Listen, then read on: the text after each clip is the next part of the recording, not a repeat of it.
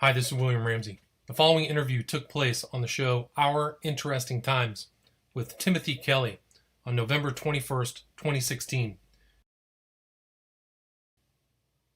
Timothy and I discussed the exposure of what seems to be a pedophilia ring in Washington, D.C., commonly known as Pizzagate.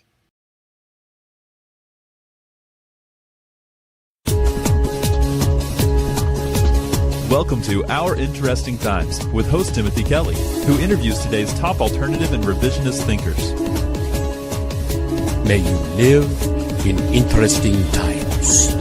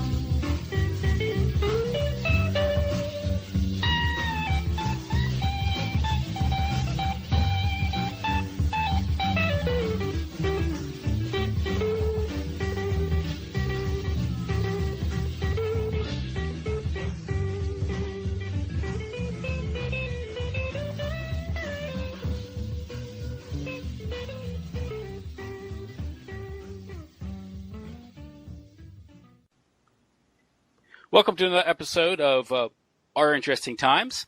My guest this evening is William Ramsey. William is an author. He wrote Prophet of Evil, Aleister Crowley, 9/11, and the New World Order, and Abomination, Devil Worship and Deception in the West Memphis Three Murders. He's also the proprietor of Occult Investigations, a website dedicated to covering the role of the occult in the intrigues of the deep state, and the host of a weekly program, William Ramsey Investigates, on the Awake Radio Network. William, how are you doing this evening? Doing great. Thanks for having me back on your show. Well, thanks for coming back on. Well, last time we talked, we discussed Aleister Crowley and the long shadow he cast on the 20th century and the 21st century, and his influence in shaping the culture, the politics of our age. And I feel his name might pop up in our conversation tonight again. Agreed. Because we're dealing with some of these emails that Wikileaks has released regarding John Podesta and the Hillary Clinton campaign.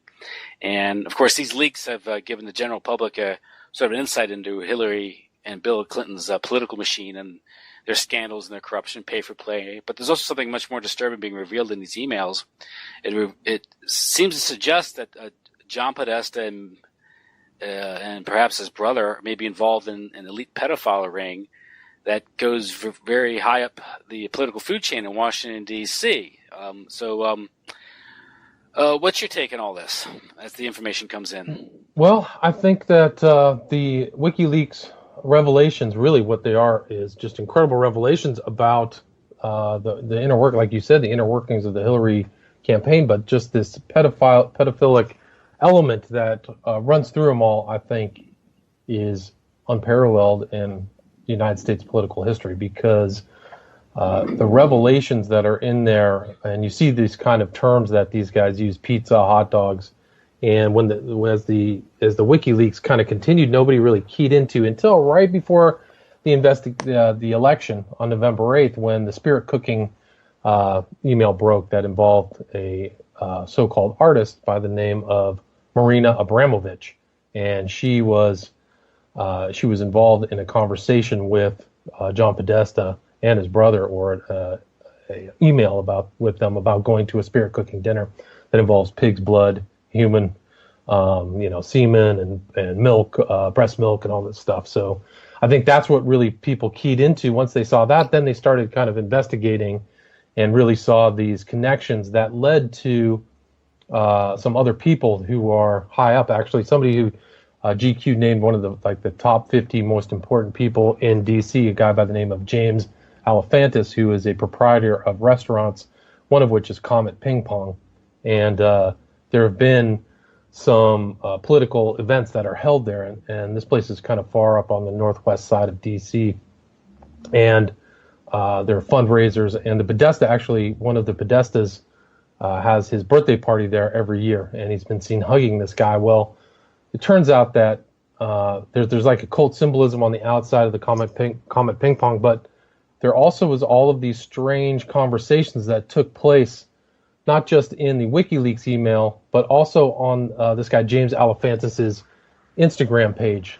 People are referencing other pedophile terms, and what it looks like is this guy Alefantis actually was, I think until recently, the boyfriend of another power player, I guess, or somebody who could be termed an important part of the Clinton machine, a guy by the name of David Brock, who runs Media Matters, and another one, Corrected the Record, which was a very aggressive defendant of Hillary Clinton online. They were known for trolling almost anybody who had anything negative to say about them, about Hillary Clinton. So David Brock is not some fringe player. He was very involved in politics, and there's actually a picture of him on James Alefantis's Instagram page. But since November 8th, in the last 2 weeks, the independent researchers have just been on a tear on Reddit and on YouTube and on 4chan, putting together pieces and analyzing a lot of these pictures and a lot of these relationships.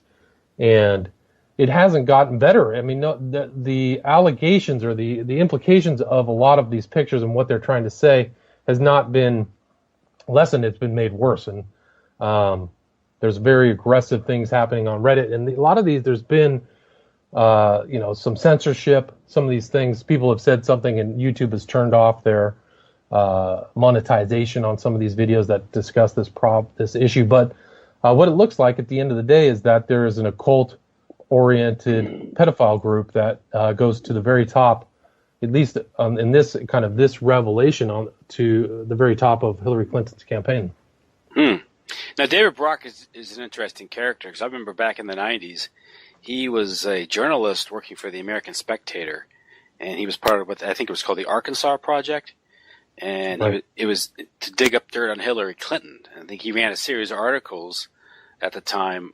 I think it was called The Lady Macbeth of Little Rock or something, I think was the title, if I recall, going way back here. It's good. You have a good memory. That's true, because everybody was shocked when he flipped. He flipped from a right-wing agitator to a left-wing agitator. And he claimed he was paid to dig up all stuff. Of course, what he dug up was never really challenged. It was just called a smear. Whether it was true or not is another story. But regarding some of the scandals in Little Rock, tame by what we now know, and also much more. The way I look at those things are much different than I looked at them then, because I looked at it more from a partisan standpoint. Because what we know about Mina and Iron Contra and the Bushes and Oliver North, so it's a bit more convoluted. But he claimed at the time he was paid to go down there and just kind of dig up dirt, or write these articles rather.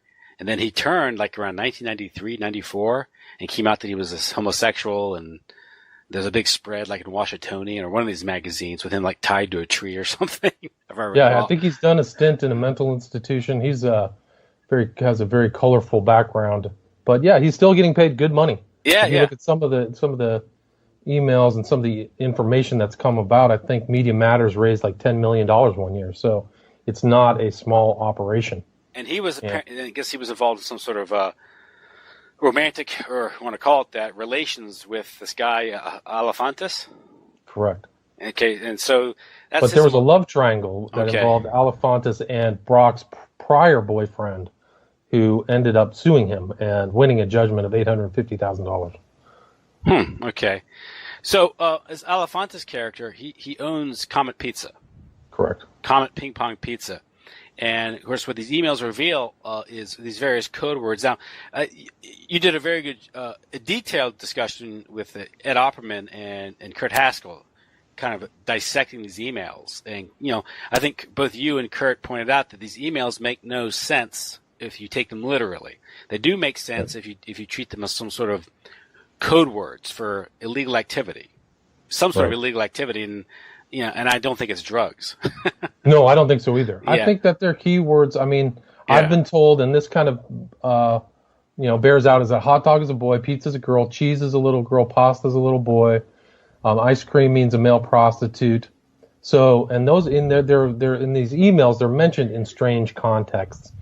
Somebody wrote to John Podesta, I really enjoyed your hot dog stand in Hawaii, which is a very unusual thing to say because according to Hawaiians that I've talked to online, there's no hot dog stands there. Actually, it's not the kind of food that people eat there. So that's one example of something out of context. Yeah. Somebody said he wrote another email, said he wanted pizza for an hour. So who schedules a pizza for an hour? That's it's just very strange. Strange conversation. So. And you have the one thing where a realtor found what was it, a handkerchief with a map on it. Yeah. And apparently it's a checkered handkerchief, black and white, which means dominatrix with a white girl, I think, or something like that, or whatever. But yeah, and the map would be DNA. That's what I've heard. I've also heard that a map is a minor attracted person. But this is from Susan Sandler. She says, the realtor found a handkerchief. I think it has a map that seems pizza related. Is it yours? They can send it if you want. I know you're busy, but feel free to respond if it's not yours or don't want it. Would you take that as like a implied blackmail? That's an interesting angle. Because why would you, that's like saying, right, like I've got something on you. Yeah. Which is, I think, which is one level of all this. I think is you see this running through the Franklin scandal, the Mark Dutroux affair, is that this is a blackmail operation. The same thing with Epstein, right? Because it's being recorded, and this is how you compromise. It's how you suborn governments. And powerful people. Absolutely. I totally agree. I mean, I think that this, none of the victims have come forward on this thing, but you never know what's going to happen. Well, I was going through the photos, and if the website I was visiting is to be believed, that some of these photos on this Instagram, it's like they have little child-sized coffins. Yeah, I've seen that. That's one of the that came from, so Alefantis ran his Instagram as Jimmy Comet, and the interesting element, a lot of like really intrepid investigators went through and checked out the people he followed or who followed him. And that was one of those pictures that came out of one of his followers was some very creepy person who made child-sized coffins. And I think it was the guy's name was Working on My Night Cheese. So here's the cheese terminology. And he writes, full welds ran, ground, sanded, blued. And that picture, I have that picture. It's, and then there's somebody else who chimes in, well done, kiddo, like this. And there's all of these other statements who are made in these Instagram pictures, like there's one that references there's a young boy, Jimmy, and Jimmy Comet writes in chicken lovers, where chicken is another phrase for a young boy or girl. And they have these photographs there that are just, remarkable. There's tons of photographs of Alefantis with Podesta, one of the Podesta brothers. They're a remarkable record, and it's just incredible. There's actually a really heavy duty occult reference. Alefantis was a producer for a film called The Chapel Perilous. It was a short movie, and The Chapel Perilous directly references Robert Anton Wilson, who was a Discordian and an occultist and an admirer of Aleister Crowley. And that was kind of the place you went. It was like a dark place of learning. You have to go into the Chapel Perilous. Mm-hmm. And when I saw that was remarkable. One of these remarkable things that indicates these guys are up to no good. And if you go to the website of this place, Comet Ping Pong Pizza, it advertises itself as a kid-friendly family restaurant. But you look at the photographs or the paintings there, the artwork they have there is completely inappropriate for children, if not for adults. Yeah, there's a mural in the background of somebody holding somebody's head in their lap. And apparently the bathrooms have even more lurid murals. And it's just kind of creepy. When you put the lens on, like this is a creepy place, you realize the ping pong table out front can be seen as like an attractor to little kids. Oh, ping pong, you can see that element of like this pedophile playground. And there's some very disturbing videos online.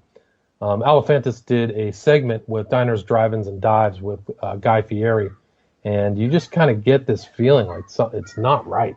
It's not right. And it's just amazing. There's a long tunnel complex that runs under Connecticut Avenue, and these guys, there's pictures of them underground, digging trenches and making jokes about sexual activity inside these holes. It's really it's just incredible. And there's that one video that I saw where the guy's talking about pizza. If you right. Voice. Yeah. And believe it or not, that's a girl. That's a girl from a band called Heavy Breathing. Okay, that's a girl. It sounds like an effeminate male. It does. It does. It's hard to believe, but her name is somebody's tracked her down as well. Her name is, I think, Kleinman, if I remember correctly. But she says some very interesting stuff. Well, what I can only gather from that is she's referring to some sort of like child sacrifice, right? Well, she does. Maybe she's. I didn't get that part, but I did see one of those videos of her where she's talking about like people's preferences, and somebody shouts from the audience, "Little boys," and she says, "Oh, everybody has their preference." Okay, that's another video. I saw one where she's talking about.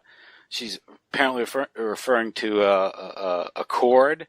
And the baby, then she says euthanasia, and then I remember that. I saw that. Yeah, so it's there's another video of her where she says, "This is not Satan's place. Satan is down beneath us, and we have to do something to bring him here." I was like, "What?" It was like a ritualized thing.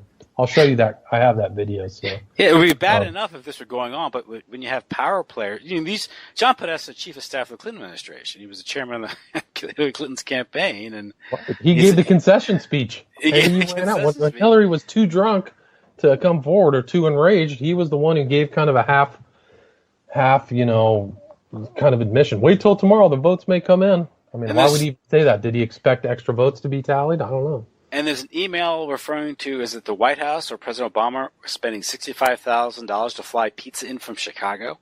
Yeah, that's something else. So somebody traced that back. That was in a different set of emails that came from Stratfor. Stratfor was hacked by a guy named Hammond who went to jail. He was actually prosecuted by the New York federal prosecutor. I think it was Preet Bharara, a guy kind of is a well-known prosecutor, and sent him to jail. But those were Stratfor emails were sent out.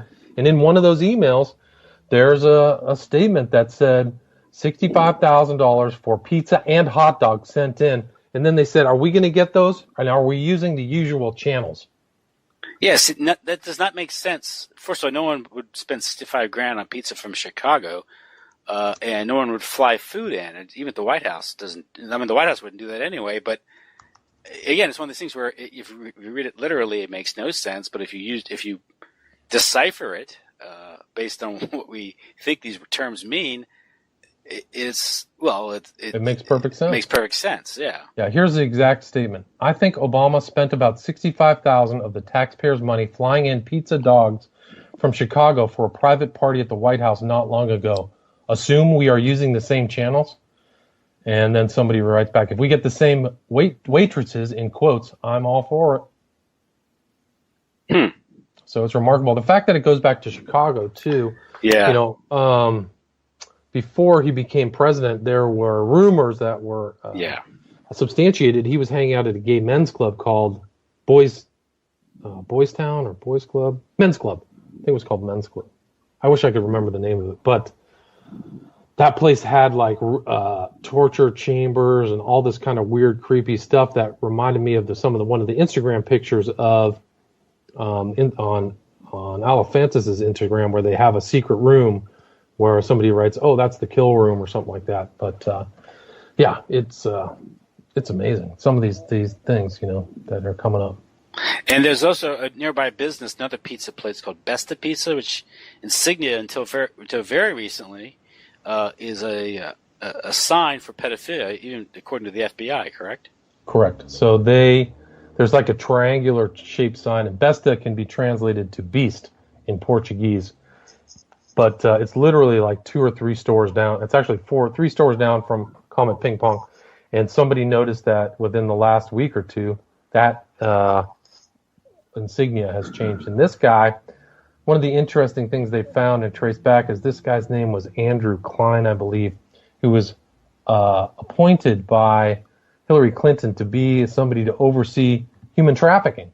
And there was another person, a guy by the name of Aaron Rao, R-A-O, who was another attorney who was involved in something similar, who was making comments on Alephantis's Instagram page. And so it's led some people to believe, Kurt Haskell said he thinks that those people are appointed to selectively prosecute, that some of these things are going to be overseen and some are going to be prosecuted, which I think was an interesting insight. Well, what if you were running an operation like this?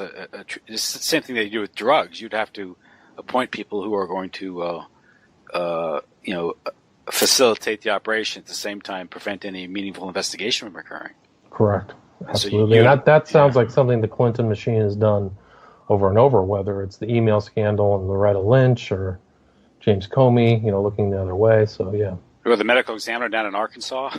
Yeah, really. That was a perfect example. Yeah. There was a guy who literally, I think he was cut in half or something, and they said he committed suicide. Yeah. So, those appointments a lot of those are really plum jobs, Yes. You get paid a significant amount of money with great benefits, and, I wouldn't see why somebody wouldn't want that job. Now, the Clinton Foundation itself has been linked to child trafficking because we have this lady, Silsby, Laura Silsby. Right. And the Clinton Foundation seemed to go, at least Hillary Clinton and also Hama Abedin, of course, the estranged wife of Anthony Weiner, a.k.a. Carlos Danger.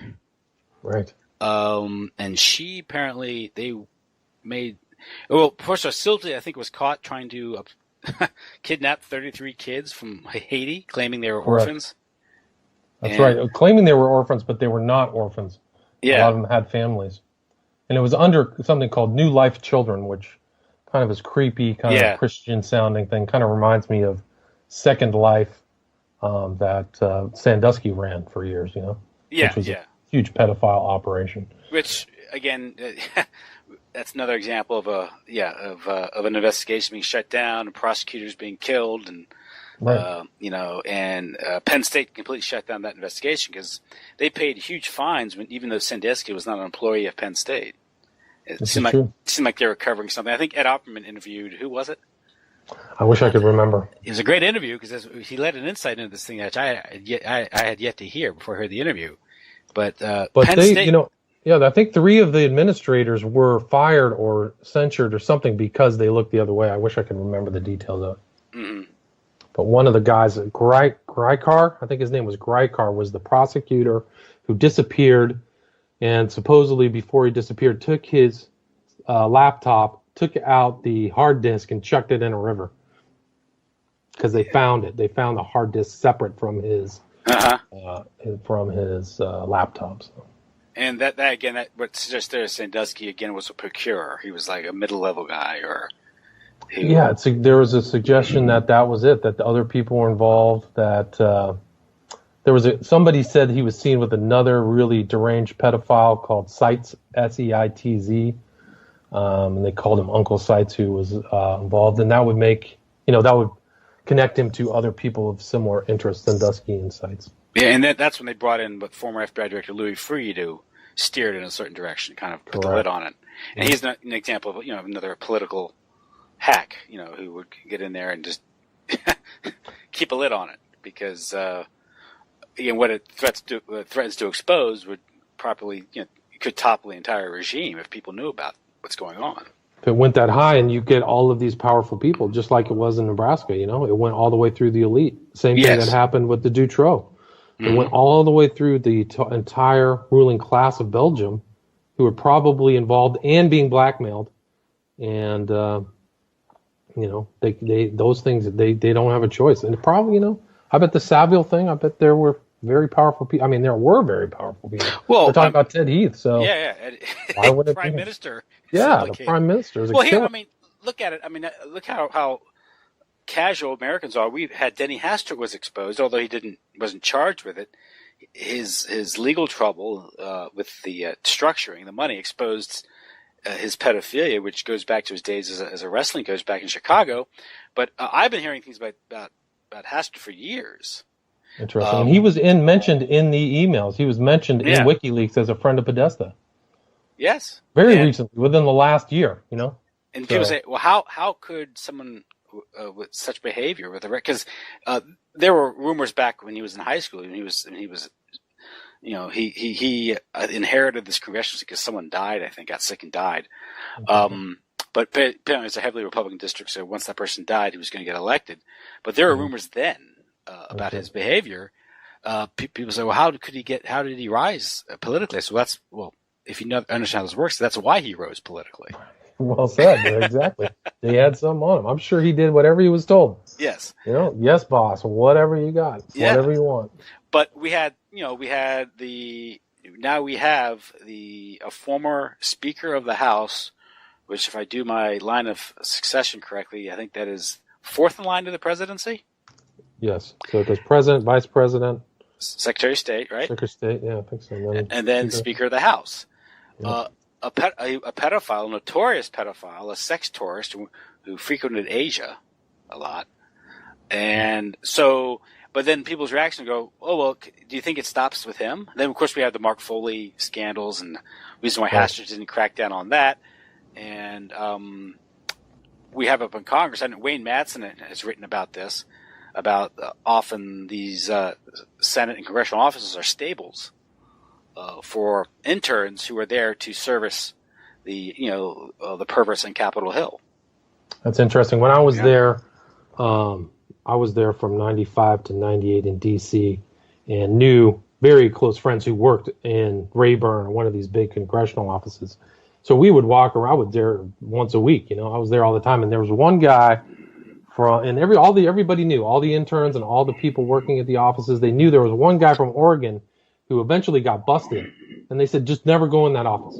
Don't ever. And everybody knew. And what he would do is, like, if this attractive woman would go in, he'd come up to her and try to kiss her, and he ended up getting busted and censured. But before it happened, we all knew. We knew the story.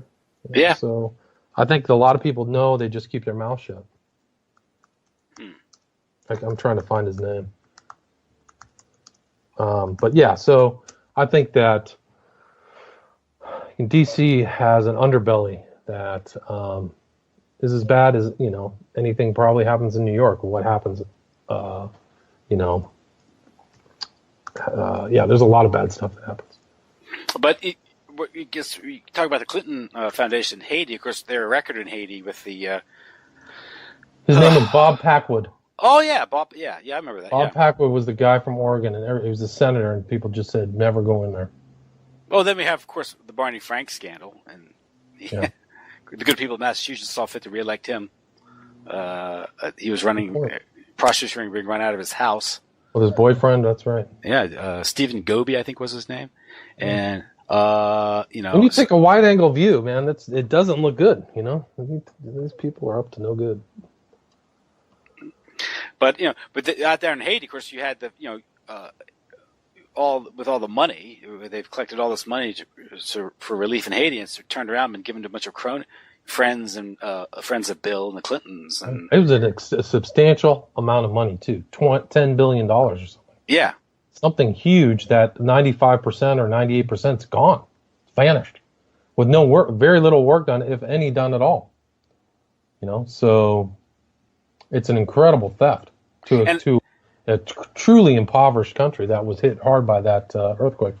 And of course, what it appears what the Clinton Foundation was it was a money laundering operation for Hillary Clinton's pay for play, bribery schemes while she was Secretary of State.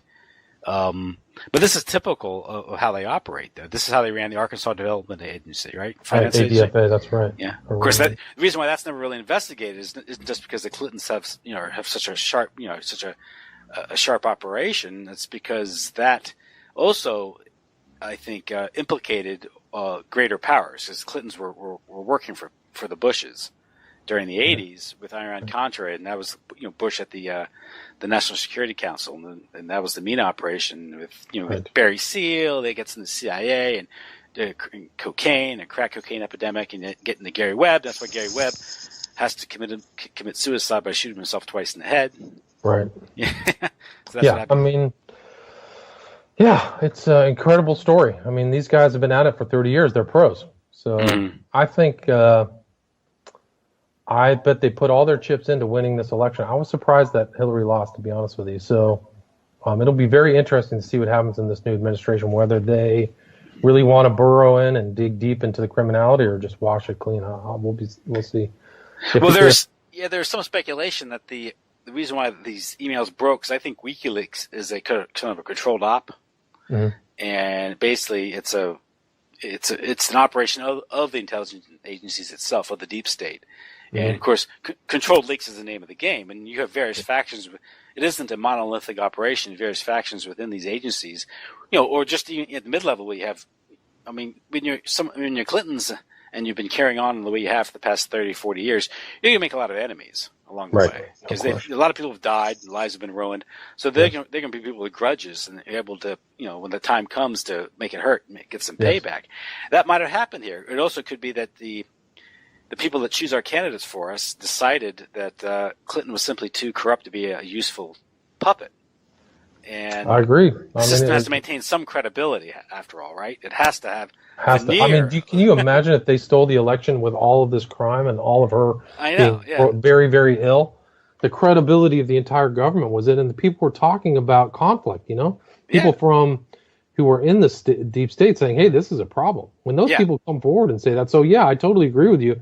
There are things in WikiLeaks. Why aren't certain other things leaked? Yeah, there are some things that are leaked, but why aren't like the CIA documents? Julian Assange won't touch 9/11, right? Right, good point. So he denies that. So that can tell you something right there. What that operation is all about. And I've heard some other interviewed Dr. Joseph Farrell about his idea of what happened with Trump. And I originally thought Trump was put up there to ensure her victory. Likewise. And then around October, I started to see things happening. I said, "Wait a second," because I never thought Hillary's support was so shallow. Right. And I think her candidate itself was almost like an avatar, or or not an avatar, but what do you call it? It was it just wasn't real. Her support wasn't real, and support wasn't real. Everything was fake. The polls were rigged, so the polls were propaganda. So there's nothing there. All of the people who liked her were propaganda. Her stadium seating and all of her speeches were fake, and nobody was there. There was literally nobody there. But Trump, man, those aren't. I don't know how they could fake filling those stadiums with 10,000 people. Yeah, with paying them all, and I mean all of her stuff come out to the thing. I'll pay $18 an hour. So her whole thing. I don't know. Even now, now they're trying to. They keep counting these popular votes where she's up like at 1.5 million. And of course no one wants to address that because of the voter fraud, because out in California with all the illegals voting and all that, there's an effort to, not to mention the fact that when you run on an electoral college system, you don't campaign in the states you're going to lose. Right. It changes your electoral strategy. So the popular vote has no legal standing whatsoever in the election of the president. Right. But it wasn't even counted until the 1830s, I think. No one bothered with it, Yeah. And I personally have to go back to a system where just the legislatures appoint electors, and we'd be spared all this nonsense, all this craziness and expenditure. I mean, she spent $1 billion. Look at the money that's spent on this. Yeah, if not more. So, but it's just really crazy. But the idea is that what happened was, and it's I look at it sort of as an optimistic thing, is that there's a faction within the ruling elite that's maybe said, "Hey, we're going too far with this globalism stuff, and we have to reverse a little bit. This is too far." And her warmongering, her threatening war with Russia, this isn't right. So sometime around September, October, they switched their allegiance to Donald Trump, and hence you get all these leaks. And I think you're right. That makes perfect sense. And Trump himself was. Dr. Farrell said that Trump himself represents the mob faction, the actual mafia faction of the elite, because there are various factions. Because what you think about where he comes from. He comes from what? New York. Casinos, right? but all those every building that he builds is with the mob. Yes, those are all mob supported. All of those unions and everything, they're run. Yeah. There's a guy sitting at the union head who is a mobster. Exactly. So he's dealing with the mob every day, not just the casinos. And and his dad, he came up from that poorer side of the contracting and building thing, from his Queens. dad. So Queens, right? Yeah. He knows all that. He knows all the bosses, I'm sure. So his idea was one thing, and this is one element why the elite turned against Hillary is or because of Obamacare. Obamacare has devastated the what remains of the disposable income of the dwindling middle class, and that means they don't go to casinos anymore or hotels. Right. That makes sense. And I was like, well, that makes a lot of sense. That Absolutely. makes a lot of sense. Absolutely. And it wasn't like he woke up one day, I'm going to run for president. No, he had backing and. He had plotted. He had thought about running for president. I think it was 2 cycles ago, so it was 2008. Oh, he's always been plotting and planning to be a presidential candidate. And he sought the Reform Party's nomination in 2000, so you could make the claim that he's sort of a backdoor third-party candidate. Absolutely. Absolutely can make that claim. I mean, it was a remarkable. I've never seen any election cycle like that ever. Yeah. That was just a crazy election. I think that, I do think that the emails did have an effect. I think right before the end, when people are talking about spirit cooking and Crowley and blood rituals, the Christians just went, no, I can't vote for Hillary. Done. And those are really the people who came out and won the election. Michigan, Pennsylvania. I told my wife election day before the numbers were coming in because I felt I said, Trump's probably going to win. She says, I don't think so. I said, well, I do. I think he's going to win because one thing is the base is not motivated. You're not going to get the black vote to turn out. Right. They took the black vote for granted. They were condescending. They were stupid, and they knew that Hillary was rotten to the core. And you'd get the Democrats coming out to vote, but you're not going to get the turnout you got under Obama. Right. That's a good point. So that was key. And of course, all those white people that got Obama elected, all those racists, right, who elected Trump, they didn't vote for it. They went back to the Republican fold this time. They voted for Trump, and that was the difference. So all the corruption. Yeah, I mean, you're basically using the government to make money for yourself. You're a 30-year politician, and that's what's going to happen when you're in power. Can you imagine the corruption of Hillary in power even for 4 years? It would have been possible republic ending because the venality that was shown even prior to the election was off the charts. I mean, refusal to prosecute James Comey and his kind of legal wrangling and weasel word. It's no reasonable person would prosecute. It's not a reasonableness test. It's nothing to do with reasonable. It's strict liability. Did you do it or didn't you do it? And the people within the government who are being prosecuted for similar security violations are using the Hillary defense. Oh, well, it was just I made a mistake. It was unreasonable. And so she had heavy duty information too. The the special access security information. That is really intense. You have to go into like a secret room to be there to get it. It's not attached to a computer. How did she come up with special access information? The people in the government probably were just apoplectic. They were livid. Like, how can you get that and bring it out? And all 5 of her servers are hacked. If that's all true and not a psyop or anything, it's just like that is just gross negligence off the charts. So, and you got to bring into account the fact that she's very, very sick mentally. So.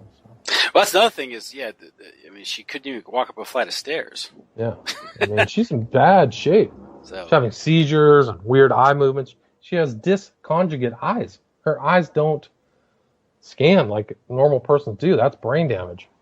So, it would have been a weekend at Bernie's presidency. Absolutely. Well, you get this. Who would really be running the country? Her chief of staff, Guido Podesta. That's what people probably saw. The insiders, one of the interesting things about DC is everybody knows what's public isn't really that great, but the grapevine there is incredible. Like, if you have facts about somebody, it can spread from one side of that city to the next in 2 hours. I mean, that's probably an exaggeration, but everybody will find out about people's habits, whether they're drunk, whether they're, doing stuff. But I can imagine that campaign leaked, that people knew what was going on behind the scenes, and they're just like, this is a horror show. And probably the elite saw it and said, We just can't do it. You know? Yeah, there was it was the weekend leading up to it, and I think Red Ice had an article regarding the Beanie Babies. Heard about the Beanie Babies? No, what's that? There was where was it? Yeah, it was a email from Georgetown Law to the Clinton campaign on a fire sale of Beanie Babies for $9,600, where they were described as being, well, here it is, Georgetown Law faculty and staff. My parents are visiting this weekend. This is what the email read. And I need to sell my enormous collection of Beanie Babies. I have approximately 480 little creatures of joy, and I'm selling each for $20. You must all buy 480, though. It's a collection, not an auction. They're very respectful and amicable with one another, and they are, for the most part, cat and dog friendly. Remember, these are stuffed little dolls. Right. Some are sassier than others, naturally. Please let me know. My parents can't find out. Now, according to Red Ice, the photo of the Beanie Babies that was posted was just a generic photo that was plucked off the internet. Interesting. And the article pointed out that the asking price, of course, was just under $10,000, which is just below the reporting requirement of the Bank Secrecy Act. Right. So it's indicative of sort of a structured payment, which is often indicative of illegal activity. Right. And of course, that's how Hastert got caught, right? Right. Now, again, the best explanation for this it could be, that this is more of these code words. It's just right. What did they speculate on what the words meant? They said that just given these the Beanie Babies were children, and were what you could get is they're good with cats and dogs, and right. The money said, and this was from Georgetown Law to the Clinton campaign. That's incredible. So again, not reading between the lines, I guess you could say, or trying to decode this stuff. Well, there was something in one of the Instagrams of Alephantis where they referenced something about Haitian children, so they knew, somebody who was in that part of that network knew about the Haitian children channel, Yeah. Years ago, remember DynCorp was caught doing this in the Balkans? Yep. And they were suspended. They were suspended from federal contracts for like 6 months or something. And I think it was... It's a slap on the wrist. Yeah. So, and who was it? It was Rumsfeld was confronted with this directly by Cynthia McKinney. Interesting. Who then was targeted. She lost her congressional seat. Yeah. They did a full operation against her. Yeah. Had to make her look bad. And I remember they did something to her when she was coming in one of the offices there. I forgot what the whole story was, but yeah. Yeah, she acted up and apparently, with security, and of course everyone ran with it. Like it was big news, making fun of her. Yeah. So, the real honest ones, they don't last there very long, to be honest with you. No, they 3 terms and they're gone. Yeah, she's also exposed to the fact that when you get elected, immediately AIPAC comes up, makes you sign a pledge to support Israel. And you get money. You don't just get a pledge. You sign this, you get some cash too. And if you don't do it, your opponent gets money. Right. Then they know where to put the money, right? So it's incredible, and they allow that. I mean, that's allowable. Why is that legal? I don't know. So these, obviously, I think it doesn't take Sherlock Holmes to really, deduce what's going on here. Yeah. Now it's shocking, perhaps, to those who aren't aware of other things like the Franken scandal, or Janet Palfrey, the Madam, and of course there's also the book by Henry Vinson, who Confessions of a DC Madam. The Politics of the Sex Lives of Blackmail, where he revealed, because he ran a gay prostitution outfit under cover of a mortician service. Interesting, I didn't know that. In DC, and what happened with that was it was exposed because certain government officials were using their government credit cards to pay for the services, and of course someone at the GSA saw this as an irregularity, started investigating it.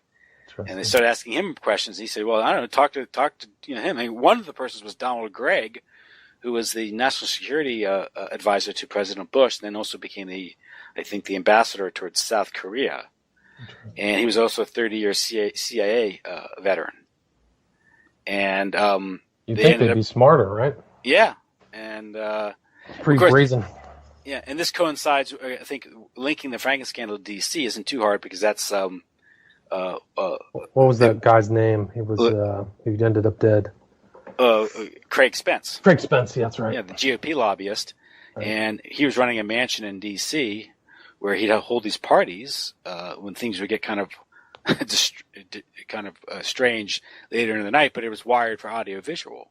Right, with mirrors, one-way mirrors or two-way mirrors or whatever. Yeah, and Craig Spence tried to recruit Henry Vincent and get little kids, and Henry Vincent wouldn't do it. He only dealt with adults.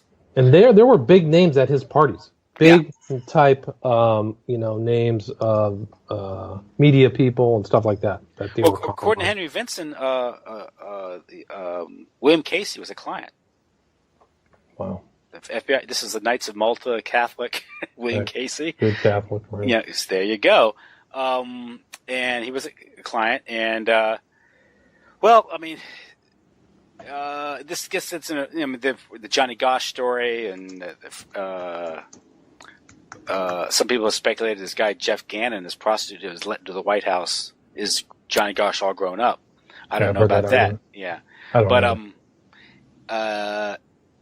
the Franken scandal, of course, that's based out of Nebraska, but it was run by this guy named Larry King, who was a big up and coming GOP figure who ran a credit union out there. And of course, he went to prison for embezzlement. It was like $40 million, which is a huge sum of money considering the size of the credit union. Right. But there's some speculation that also blends into the Iran-Contra. Because if you realize what was going on with the savings and loans and banks at the time, they were being looted for all types of organized crime and intelligence operations, sort of like little BCCIs. Right. And there's a book by Peter Bruton called George Bush, the Mafia. And is it this George Bush, the Mafia? But he talks about the banks in Texas. And, of course, there's the Silverado case with Neil Bush. Right. And basically they'd give sweetheart loans, and money was being funneled through these banks or taken out of these banks to pay for all types of illegal activity or intelligence operations. And they would just cover loan after loan. Eventually the banks went kaput, and the taxpayers are left with the bill. Right. And there's some speculation that maybe the credit union up in Nebraska was also involved in that.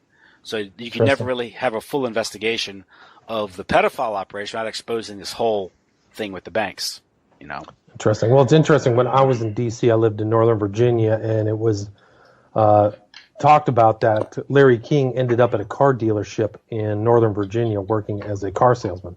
So sometime in the mid to late 90s.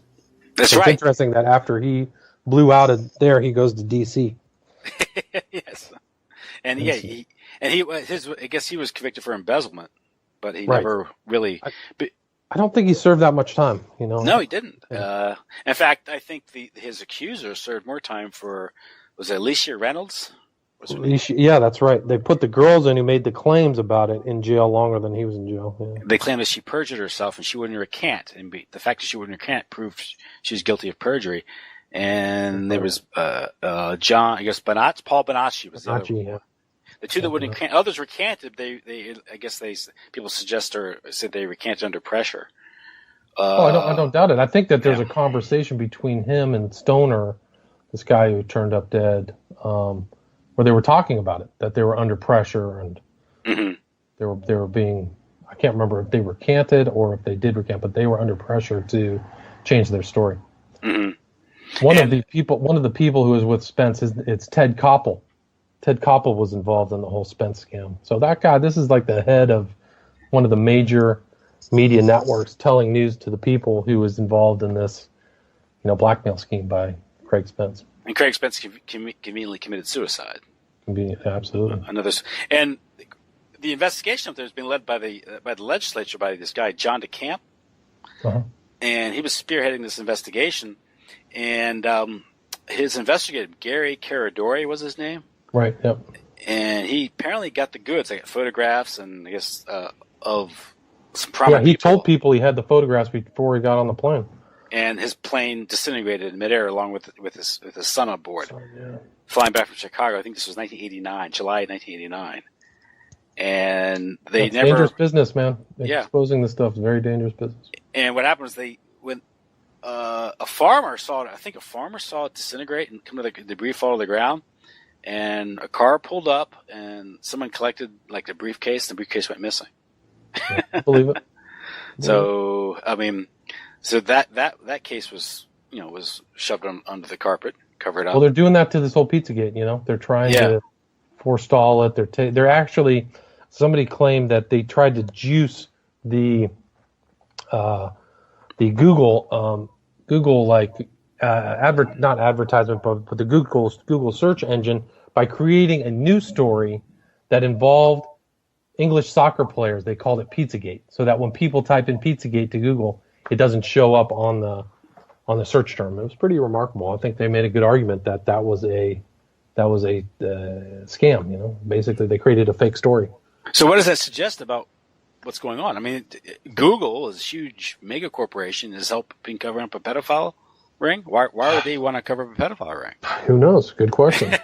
I mean, this goes. I mean, it's known that Schmidt, who was one of the heads of Google, I think he was the CEO at one point, was basically a non-designated member of the Clinton campaign. So he was always around. He was seen holding a press badge, and he was. I think there was a meeting between him and Hillary where he said I could do anything. When I started writing, I made a couple videos that showed Hillary was sick, and they suspended both of my. I actually tried to avoid getting suspended by having two different accounts, and they suspended both of my accounts on the same day. And I think that was a message, hey, don't go there. You're not allowed to talk about Hillary. And I had some kind of like Democratic. I traced back his name. I had some Democratic operative friend me on Twitter to just follow all my posts and stuff like that. So, there definitely were people trying to shape information, and probably to right now for Pizzagate, because I think it probably leads. It'll probably be something just like the Savile thing, where they just found another pedophile under this rock, and another pedophile, and another group of people, and another building where this stuff took place. So, people who are on the inside of that whole thing probably know what's going on. Even Alefantis actually, I have to verify this, but he came out and said this whole thing is, doing so much damage to me. But what he didn't do is offer a general denial. He didn't say, I am not part of this, which, I would think somebody who was involved in that would just immediately say that, I take no part in this. I'm not a pedophile, blah, blah, blah, blah, blah. But he didn't say that. So, things are going to get much in. And I'd say that when January 20th rolls around, the new administration comes in, people will talk to them, who can't talk to FBI or DOJ, So, well, is there a chance that this could be so bad that the FBI simply, the rank and file aren't going to tolerate it? I mean, well, that was the argument about what happened with the failed prosecution of Clinton, right? Then a lot of rank filers, like 5 people quit or they got fired, and then, the word is that the FBI insiders were furious. So, I mean, that might have happened with Hastert, because why? I mean, why was he targeted? How many people did they say Hastert abused? It wasn't that many, was it 5, 6? Well, there's only a payoff of a handful of people, but so I bet there's a lot more than that. Yeah. Now there was Sybil Evans was talking about this, about how do you remember back in the late 90s during the Lewinsky scandal, mm-hmm. When what's his name, Hustler Mag, Larry Flint. Larry Flint. He was asking for more information. Yeah. Offering rewards and all that. Apparently, he was according to Sybil Evans, he was being fed information from the FBI, who was conducting illegal surveillance to go after Clinton's accusers or his opponents, to expose their scandals. Yeah, and so what happened was an FBI detail was put on this, and what happened in the course of doing this, they uncovered a lot of this pedophilia. Oh, interesting. I didn't know that. But they were told that they couldn't do anything about it because it was a bigger investigation. And so you had a lot of these agents being forced to wiretap and listen to children being delivered to political figures or businessmen and stuff like that. Well, they said back in the day, I remember reading about the Finders, which was supposed to be a huge pedophile blackmail operation that was in DC. And yeah? The guy, have you heard of the Finders? Yeah, it was to take Anderson exposed that, and there was the guy who wrote the more recent Franklin scandal story. I can't remember. Nick Bryant. Nick Bryant, yeah. As part of that whole thing. Well, and then it was shut down for national security. The investigation was shut down for national security reasons. It came from the top. Yeah, that's what they said. I mean, because it isn't that. Well, I mean, it's one of these. It's like drugs, right? It's like I was listening to talking to Doug Valentine, and we were talking about the narcotics trafficking and the problems of it was back in the day of the Bureau of Narcotics and Dangerous Drugs, and why that was shut down and folded into the DEA, which is more controllable. Interesting.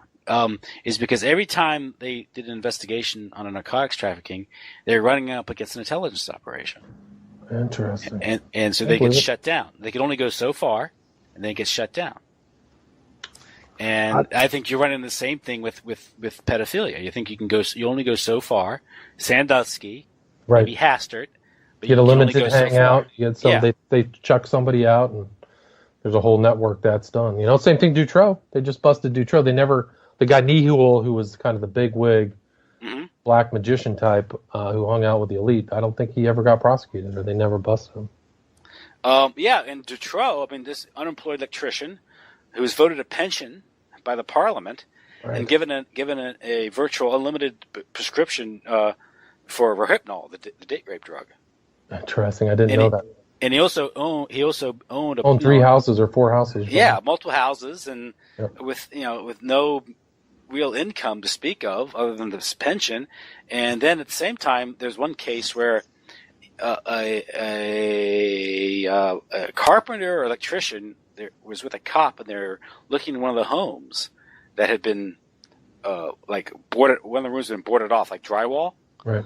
And the guy said he heard children behind the walls there, and the cop said, "No, you don't hear anything," and made him leave. Yeah. Wow. So that there was an official. I mean, not just cover up. There was he was aided and abetted by the officials.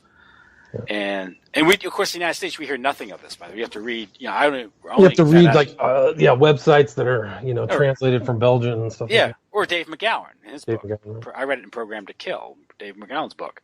Yeah, I wish he was here. It's too bad that guy left us, because he would probably just be tearing it up about Clinton and the pedophile stuff. But apparently there were so many protests in Belgium when this occurred that somebody commandeered a fire truck and washed down the parliament with a hose. Well, they called it the Night of the White Shirts or something, where 300,000 people walked out in downtown Belgium because the public knew it was a cover-up. The guy who was prosecuting was taken off the case. So something like that may happen in this whole Pizzagate thing. I mean, you don't know. Well, there has to be wide public conscience of this, and you're not going to get that with the with the controlled media. It's not it's not reported on. Yeah. And people are kind of when they hear about this, they're like, what? Well, you have to put these things in context. You have to understand what the Franken scandal was. You have to understand what the Finders case was. You understand the McMartin case and the role that trafficking and blackmail and pedophilia play. In power politics, yeah. In power politics, I mean, blackmail is the best currency in politics. Yeah. That's how you control things. Disappointing. Yeah, that's just the truth. I mean, especially, I mean, it's interesting. I think they'll find out the Podestas are like occultists, and that this is kind of, for them, it's not as much of a moral, conundrum for them. They just, that's what they're going to find. That's what I think that they'll find out in the next couple months. And through Abramovich, and I mean, she's already got connections to Crowley. She's done some backward walking mirror thing, which Crowley specifically laid out as a kind of exercise. So she's got some definite occult pedigree for real. Yeah, and Crowley himself, of course, as you talked about in our previous discussion in the late summer, was that he was an intelligence asset. Absolutely. And he had many ties, and he had ties to Kinsey. And this gets into a broader discussion of what's really going on here, because we're talking about the degradation of society, not just sort of this elite pedophilia group, but Crowley himself, pedophilia played a big part in his philosophy. Yeah. And perhaps, again, it's the ultimate excess, perhaps. It's the ultimate, violation. The kids, yeah. Yeah, you go after the kids. And it's inversion of what adults should do for kids, which is to nurture and protect, rather than destroy and degrade. I think he said in one of his books, it was World's Tragedy, he wanted to introduce sodomy to the young men of England. That's right. And of course, the world's tragedy was Christianity, right? Right. Yeah. Yeah. The world's tragedy was the birth and death of Christ, so it was a direct assault upon Christian values. Well, his whole life was really. But the role this plays in power politics is interesting because not only, of course, we have the dynamic of blackmail we have to consider and just how pervasive it is. And as a practical matter, you say, well, this is how the intelligence agencies would control things like oversight, get control of make sure that they have pliable, officials in place. But there was James Corbett had a show a while back. He interviewed, forget his name, from Europe. It was a professor from Europe. He came up with an idea called kakistocracy. It's rule of the worst in Greek, I think. And the idea was that why would the elite want to practice pedophilia? And his theory was this one way that the elite ensure that there's a reliable stable of psychopaths, because the trauma that it creates in children, the shattering effect, the disassociation that it creates from this pool of victims, you can have a reliable source of people who are going to think like you. Right. Yeah. Ruthless, take advantage of innocence or don't care about other people. Yeah, that's believable. I mean, so there's a sort of a method to the madness. There's a sort of a ruthless strategy to it. But another thing is, I think we talked about this last time talking about Crowley, is sort of Crowley as a change agent. I think I referred to him as sort of a chemical concentrate that's put into the cultural well, and it spoils the well. Yes. And his influence and his cultural influence, entertainment, of course, with the rock music, and how many celebrities are devotees of Crowley, and how in order to rise the political to work your way up the political food chain, and even entertainment, is you literally I guess it's like you have to meet the devil at the crossroads and sell your soul. Right. And this would suggest that there's something like that bargain is made rather frequently in Washington, D.C. or in Hollywood or in New York. I would agree with that. I mean, there's some kind of system that people who aren't part of the pyramid, so to speak, don't see, but it happens. And if you look at, like, for Alephantis, for example, all of his followers, or all these people on the Instagram, you'll see them making the one eye symbol. The Eye of Horus is just a common theme, as well as the smiley face as well, which is kind of a chaos magician kind of idea. You'll see these symbols. So all these people in that group have, and what's interesting is what's missing. There's no pictures of the Bible quotes, family pictures, nice serene holiday pics. It's all kind of weird, occult, strange, modern art type posts. And but you see that this kind of secret society occult thing has pervaded at least this Alephantis case from really top to bottom. And so you see these people, it's kind of this change agent. They probably have normalized their behavior. They just think that this is it. This is what we do. And you can see the kind of same thing happening. I heard one guy today talk about the girl who sings "Half Party in the USA." What's her name? But she has all kinds of pictures of pizza. She has a bed frame of pizza, and Miley Cyrus. Sorry. So Miley Cyrus has made that bargain. She made that bargain to get into the Age of Horus, kind of mentality. And so yeah, I think that Crowley's influence of total permissiveness, no restraints. When he talked about freedom, he meant freedom from restraints, not kind of freedom in a political sense. Yeah.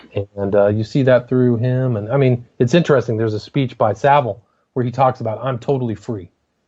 Nobody has achieved the level of freedom that I have. That's not verbatim, but you can trace this kind of some of this modern stuff back to the occult and Crowley and kind of occult ideas. And when you get figures like Crowley, who connect to people like Kinsey, and Kinsey connects to the foundations, the Rockefeller Foundation, and at the same time, I think we talked about this last time, is you have Playboy being published, you have the I guess the cracking of the production code in Hollywood, the normalization of pornography. And so society is degraded, and this isn't just some sort of, you could say it's some sort of a gradual erosion that's occurring naturally, or just the progression of certain events. Is a lot of this was planned out. I think I mentioned to you off call that in the 1950s you had this thing called the authoritarian personality that was published by the American Jewish Committee, and it stated that the America was threatened with fascism because of one thing was the strong nuclear family with a strong male role model, Christian male role model, and the one way that you would go about weakening this threat would be to weaken that family. And how do you weaken that family? Weaken that family through permissiveness and entertainment, through sexual revolution. And of course, the sexual revolution, which I think is a phrase coined by Wilhelm Reich. Interesting. And he became sort of although he had long since passed away in the 60s, he became sort of this figure. I think it was in the student riots in 1968. They were throwing copies of Wilhelm Reich's book at the police. Interesting. The what's that book on fascism? The something on fascism. I forget the exact title. But this just shows the figure. But of course, he's being promoted. He's put on the cover of the New York Times, and of course, Kinsey's put on the cover of Time magazine. Right. So they're all being promoted. Right. And Leary promoted Crowley. So the mass psychology of fascism. Mass psychology of fascism. That's it. And his idea was this goes to the cultural Marxist strategy where the long march to the institutions, you change the culture and then you can change the political. You can't change the politics first. And this is the cultural Marxists, the sexual revolutionaries. Yeah, you can see that on the left today. Their results are all these crybaby snowflakes. And even today, it was in the Ukraine, where the Western influence isn't Thomas Jefferson. It isn't, it's feminism, it's gay rights, it's pornography, right? Wow, and so you want to destroy that traditional culture, But there was a and to show how devious this is, and I didn't realize how well planned this is, but apparently there's a thing called the Jaffe Memo. I'm not familiar with that. It is a memorandum written on a Planned Parenthood meeting that was conducted in Pittsburgh, Pennsylvania in 1969. And it called for, in order to reduce the population, this was done in consultation with the U.S. government to solve the population problem, that in the ensuing decades, certain things were going to be promoted. One was homosexuality. And now, of course, how do you promote homosexuality? You normalize it in the media, culture, and the entertainment culture. But the one thing you can do it, and this is fun how you can promote it, is that it gets into the debate of what causes it. And I think generally what you can say is it's ambivalent, distant, or absent fathers, broken families, trauma, and traumatized individuals suffer from it. And so if you increase illegitimacy, you reduce the marriage rate, increase divorce, increase teenage pregnancy, what they're promoting with sex, you're going to increase dysfunctional families, which will increase traumatized individuals, which will produce more people with sexual dysfunctions or confusion. And it's in the memo. At the same time, it's amazing. You see it played out. That's just today. Yeah. That's it. I mean, that's the normal kind of pattern. And this is poisoning of the well. And one thing you can see where it's really played out was in the Catholic Church with the priest scandals in the 70s and the 80s. And I had a discussion with E. Michael Jones about this. We're talking about how no one focuses on the culture in general. Right. I mean, the media, entertainment, the secular culture, the cultural mandarins, how they work to sexualize the culture. Then they're shocked that the church isn't immune from it. They poison the well and say, "Oh, look what you're causing." And his point was the very priests that are caught up in the scandals in Boston, Bernard Law, or the very priests at the Boston Globe. The people who did the Spotlight. Right. They're the ones that the Boston Globe is praising for their innovative youth outreach. Wow, that's amazing. So they don't take any ownership of this.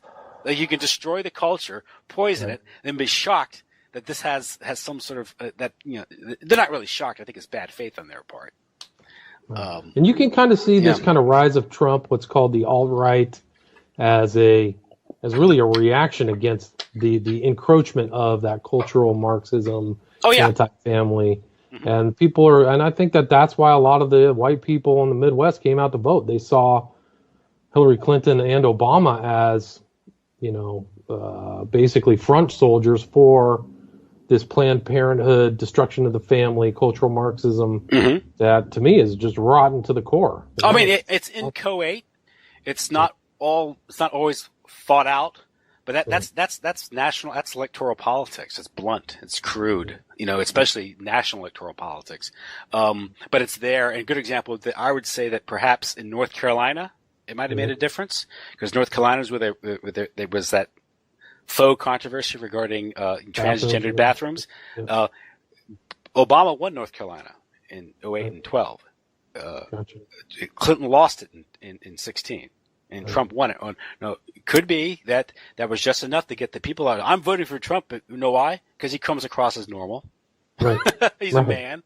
And so this is where that has its effect. I do think that maybe in a state like North Carolina, where they're getting, the state itself was being blockaded by the New World Order for having the temerity to say to reject weirdo politics. Oh, it's just insane. And I mean, oh God, and if you doubt that it was a coordinated plan, I mean, PayPal, Bruce Springsteen, Hollywood, Madison Avenue.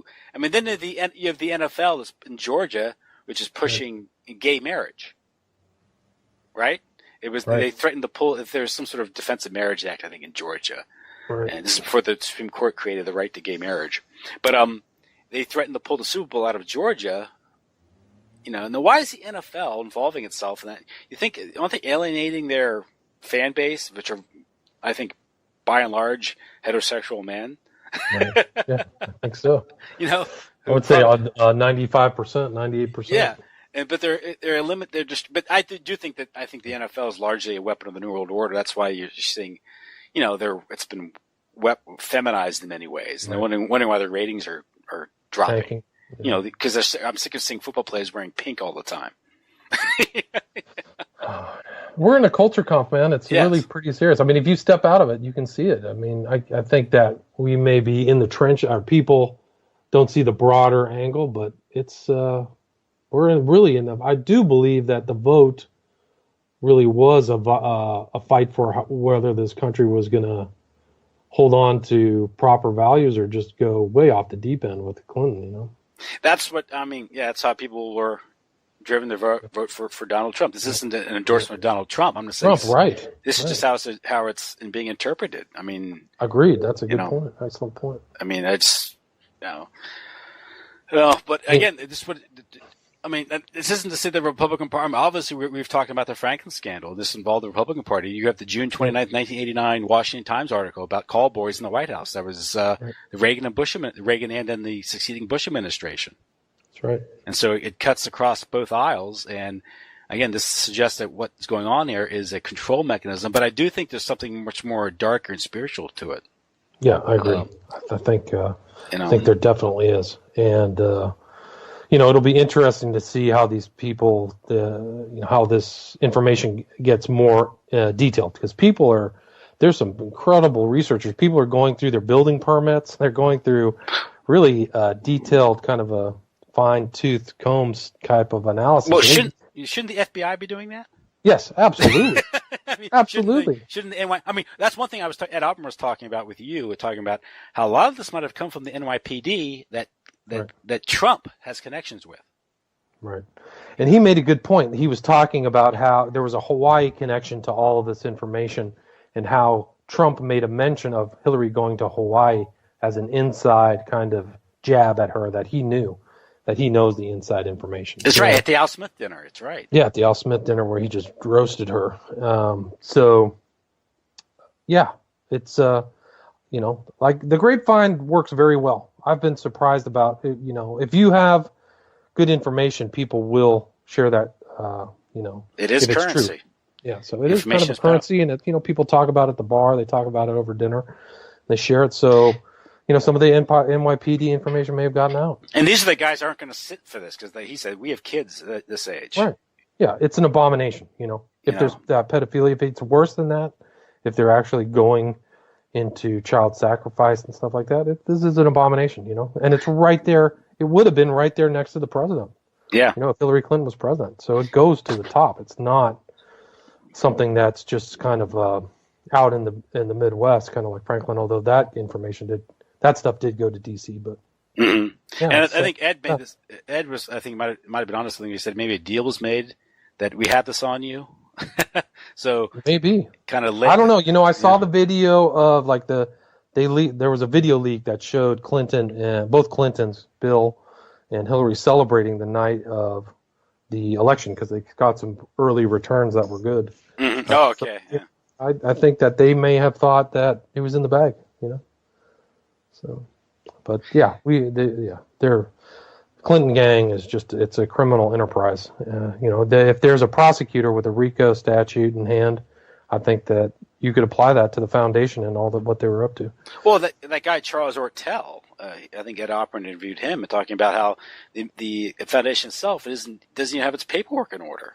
I mean, it's amazing to think that. You have an ex-president and two lawyers who went to Yale Law School, and they couldn't even get the fundamentals of the paperwork together. Yeah. And they're making billions of dollars. That's what somebody talked about, the pathology of the Clintons, where they have to get in trouble, where they're just constantly flouting things. And it's weird, they're sloppy. It's really sick, It shows some of the pathology of their thinking. It's just you can't do the simplest things. So, well, between now and January 20th, it'll be very interesting to see what happens. If there's anything, it's going to be an interesting ride for the next year, man. It'll be interesting to see that one phase between now and January 20th, and what happens in January 20th and later. I'm skeptical. I just don't think. I think based on my research is that this whole pedophilia thing is pervasive, and it's one of the control mechanisms that define the system.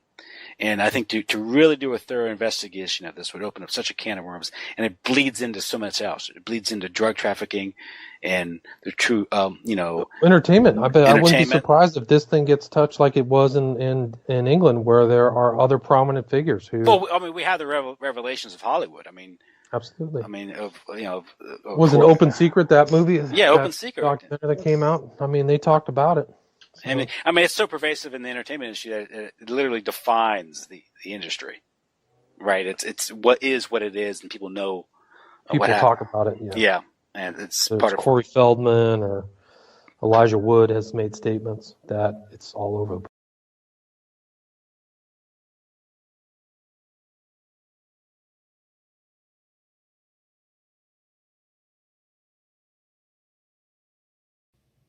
Thank you for listening. Please share and subscribe to this YouTube channel. And if you're interested in reading my books, they're available at www.occultinvestigations.com. Thank you very much.